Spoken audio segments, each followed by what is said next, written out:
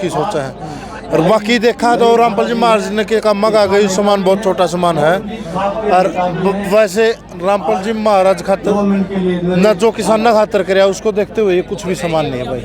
और फिर भी जो हमारी श्रद्धा थी, हमारा भाव था, वो सामान के रूप में दिखाया है। अनु भाई कई लोग हैं ये पाखंड है, ये इनके आदमी है, ये वही सम्मान कर रहे हैं। हम तो ये चाहवा भाई इसे पाखंड करनी है और दो चारों राज्य से देश का भला हो जी। जो ये पाखंड मानना है जो इस तरीका पाखंड करा है तो देश का भला हो जाएगा।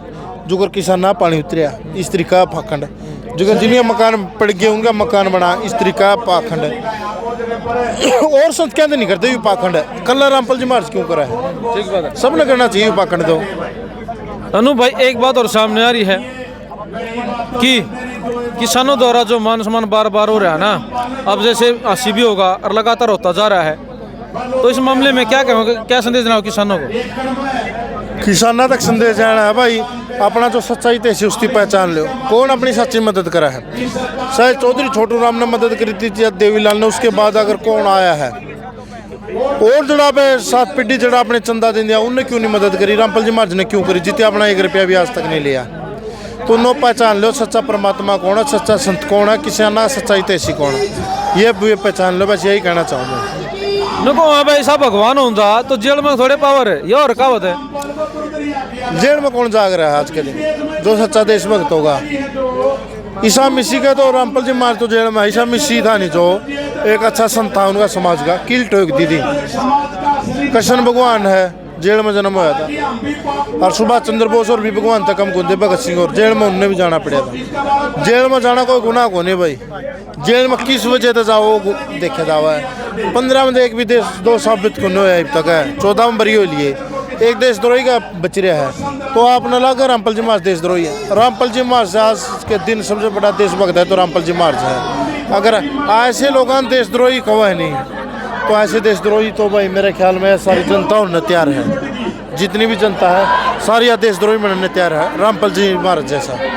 तो भाई यहाँ पे ना कोई मंत्री है ना कोई मुख्यमंत्री है, फिर भी अगर भीड़ की बात करा तो बहुत ज़्यादा भीड़ देखने को मिल रही है। ये संख्या है बहुत हजारों में संख्या है, ना कोई ले दे के बुलाई है, ये अपने मन से आए हैं। अनु भाई हमारे बीच में है। अनु भाई जैसे कि कुछ लोग कटाक्ष करते हैं जो संत रामपाल जी के बारे में बोलते हैं, अब तुरंत जवाब देते हो तो क्या कुछ कहना चाहेंगे? क्यों इतना आप रिस्क लेते हैं और अपने दिल से कहते हैं, क्या कुछ कहना चाहेंगे?